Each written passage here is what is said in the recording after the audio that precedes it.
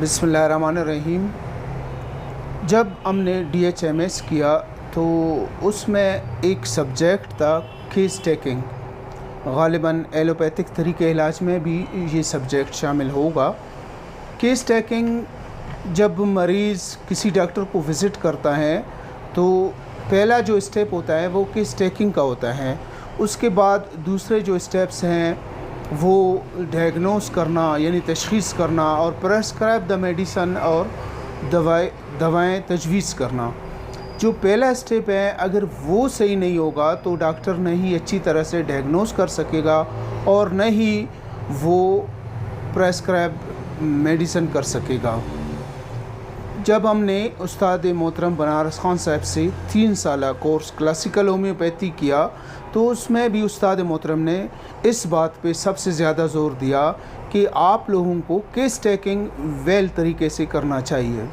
Case taking ये नहीं है कि मरीज़ बताया मुझे टाइफाइड है, बस उसी बात पे आप पूरा वो एक सफ़ा भर की दवाइयों का लिख कर उसे दे दे और 1 मिनट में उसे फ़ारिग कर दे।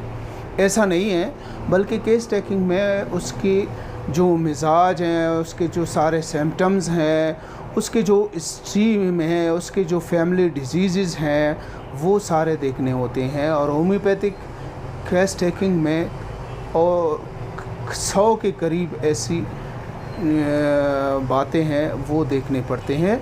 उसमें लायक सबसे अहम बात वो है कि मरीज़ अगरचा गुर्दों का मरज़ में मुब्तला है, मरीज़ अगरचा मैदे की शिकायत लेकर आए हैं, लेकिन वो ज़ोर कौन से सिम्पटम पे सबसे ज़्यादा दे रहा है बज़ाते ख़ुद मरीज़। अभी चंद दिन पहले एक मरीज़ मेरे पास आया था, बड़ा नौजवान और अमीर घराने से ताल्लुक़ था।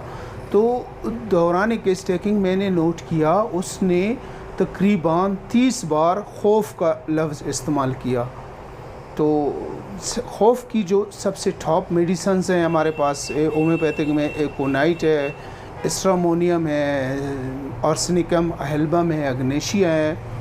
और इसी तरह एक ख़ातून मरीज़ जो गुर्दों के मरज़ में मुब्तला थी तो वो कई बार अपनी कमर दर्द की शिकायत वो बार बार इसका तज़किरा कर रही थी। तो केस टेकिंग में इस तरह हम होम्योपैथ्स केस को लेते हैं, फिर डायग्नोस करते हैं और प्रेस्क्राइब मेडिसिन करते हैं। आप सब अपने अपने सेहत का ख्याल रखिए। बड़ी मेहरबानी।